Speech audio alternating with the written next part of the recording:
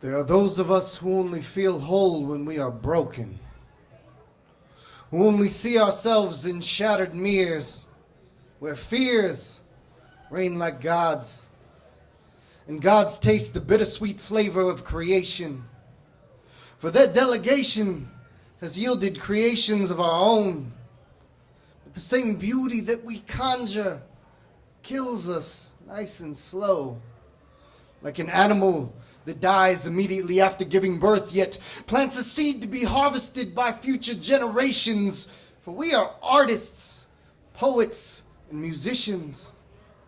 And we know no greater muse than the pain which stains our words a violent red. Not from bloodshed, but from the blood flowing through our veins, drowning us in our lungs, shading the rose-colored lenses we call eyes. Knowing that merely having anatomically correct retinas and sockets does not grant you the gift of sight. For we are the keepers of life.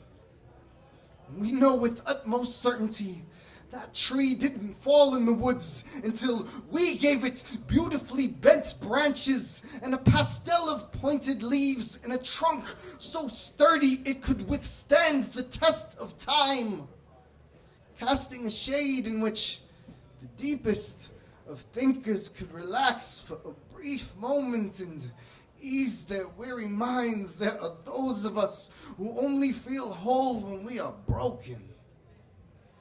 Perhaps it's because we know a bone once fractured heals twice as strong. Perhaps it's because we know you can glue a vase back together, and although it will never be the same, we can be confident there will never be another quite like it. Perhaps it's because we know that Beethoven completed his best work after he went blind, and no, that's not a typo. The spectrum of sound is the closest thing that a musician has to sight. Perhaps it's because we know the story of Jimi Hendrix and Eddie Hazel.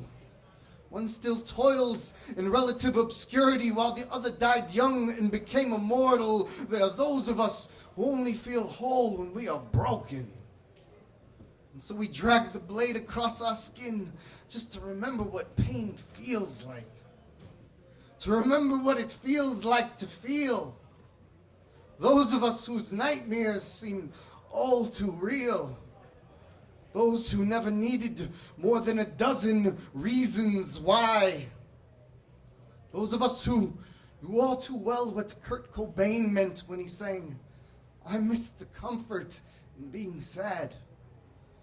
Like many of us, he left tracks like road maps with warning signs, and when no one listened, he wrote a song entitled, "I Hate Myself and Want to Die," and as his shouts fell on deaf ears, he continued to be idolized. So he took action, proving that his words were more than idle cries. There are those of us who only feel whole when we are broken, who only feel we have a voice when we are silent, who only seem to be at peace when we are violent, who only manage to achieve closure when we are open.